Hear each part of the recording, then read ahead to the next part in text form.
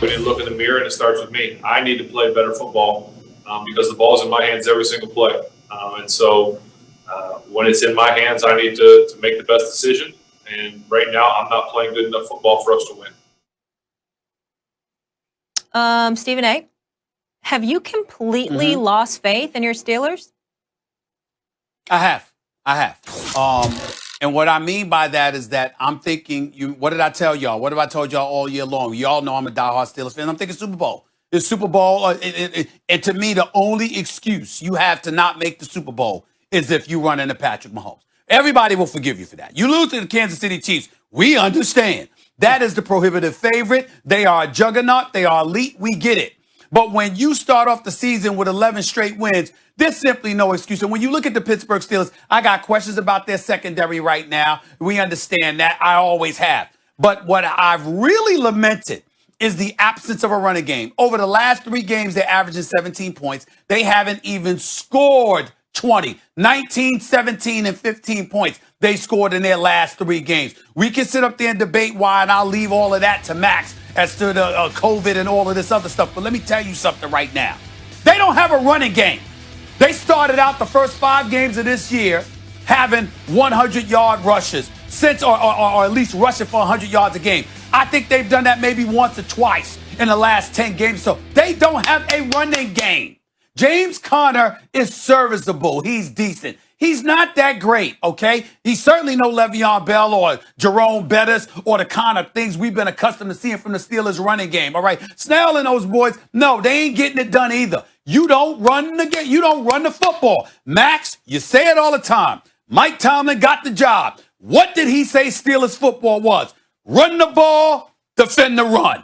Period, if I remember correctly. They're not doing that on the offensive side of the ball. It's put more pressure on Big Ben Roethlisberger, who's prone to mistakes, but I don't even want to hear any excuses from him, which we didn't get to his credit because he said it wasn't him. You got 5 dudes, Ebron, Deontay Johnson, who's struggling. He's got to get his confidence back. I don't know where the hell it's going. Juju Smith-Schuster, James Washington, Claypool. They just ain't getting it done. Their offense is offensive. That's the damn problem. I can't disagree with what you're saying, Stephen A., but I think you're wrong about having lost faith in the Steelers. Number one, when the run, you're right, James Conner is not Le'Veon Bell. But when you can't get anything going on the ground, they had, again, they averaged under 4 yards a carry, well under yesterday. When you can't get anything going on the ground, that's run blocking. It's run blocking. They're not getting the run blocking. I don't think it's James Conner's fault or any of the running backs' fault. Deontay, he's got to hold on to the ball. You're right about that. But the issue with the Steelers is their short passing game doubles sort of as a running game. And so time of possession, they're among league leaders in terms, and that's what you need to do against the Chiefs, by the way. So I wouldn't Chiefs are going to win the Super Bowl. I think we all know that. But I wouldn't totally lose faith in the Steelers along those lines. Really, this is what I think is going on with Pittsburgh. When you looked at their schedule, they were undefeated for so long because they're very good, and they play great defense, and Roethlisberger's had an amazing comeback year, and they had a very soft schedule. Right? So this is when the schedule was going to get tougher. And because they lost their bye, because the Titans had coronavirus, and then later on in the season when they're supposed to have their mini bye, the Ravens got it. They just played their 4th game in 19 days in the tough part of their schedule. And so what happened? They lost a couple. And both times they had early leads and they wore down. That's really what happened.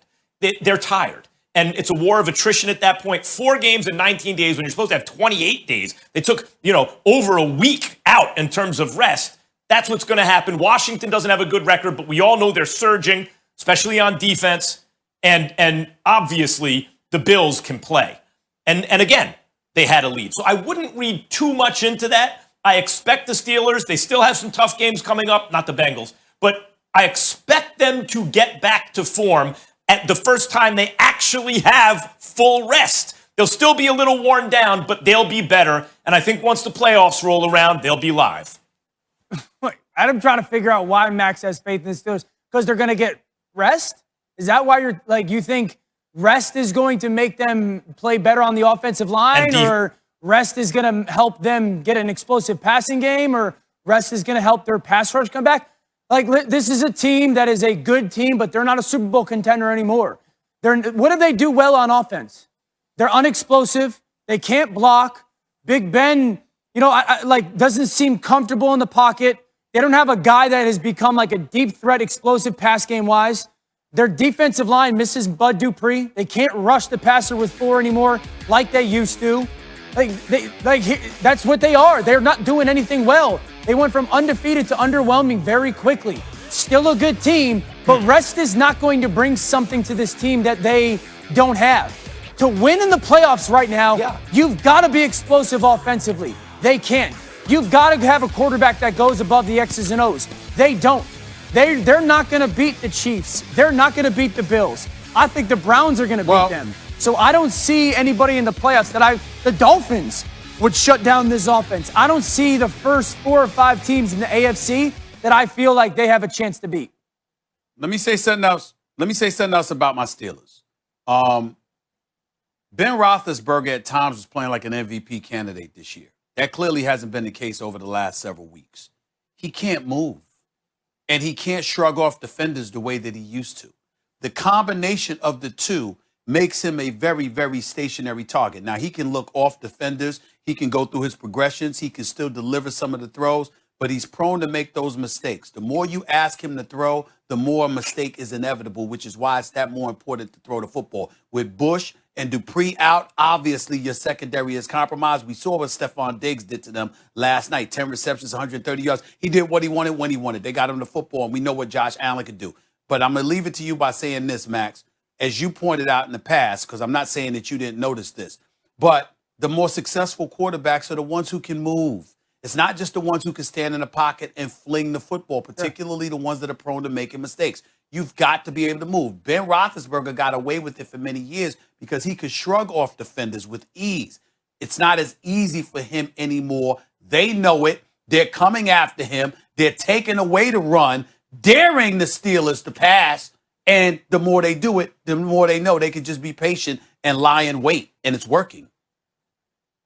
All right, we got a heart out here. Dan, thank you so much for being with us. We'll see you on NFL Live a bit later when we come back here on First. Well, because he understood, he internalized the criticism. Wentz, nothing he does, never anything wrong with Wentz, right? All of last year, you were even still saying he put the team on his back. He was lucky last year to be playing in a putrid division. His last and got 6 or 7 games, he throws for 18 division. touchdowns and 4 picks. He didn't have a receiver over 5. Like, come you can't? So he was lucky. He lucked himself into that performance for 6 or 7 straight weeks. Yeah, he was lucky. He has high-end talent. He's capable of making a miracle throw a game and a couple of other really good ones. He made mistake after mistake in terms of mental mistakes and execution in that whole thing. So now he's been taken care of by the media. He obviously has power on the team. He has his own coach shook, afraid to say Jalen Hurts is the starter, afraid to even really praise Jalen Hurts. It will never work in Philly, Stephen A. The power dynamic is upside down, and Wentz still hasn't humbled himself. Well, a couple of things. Number one, I never, ever feel like you should be allowed to mention the word cliff on this show. I just say the word cliff should be omitted from your vocabulary. You know why. That's number one. Number two, I will say this in all seriousness. My mentality is a little bit different from y'all's from this perspective. Dan, you're a former player that's doing commentary. Max, you've been a commentator pretty much your entire career.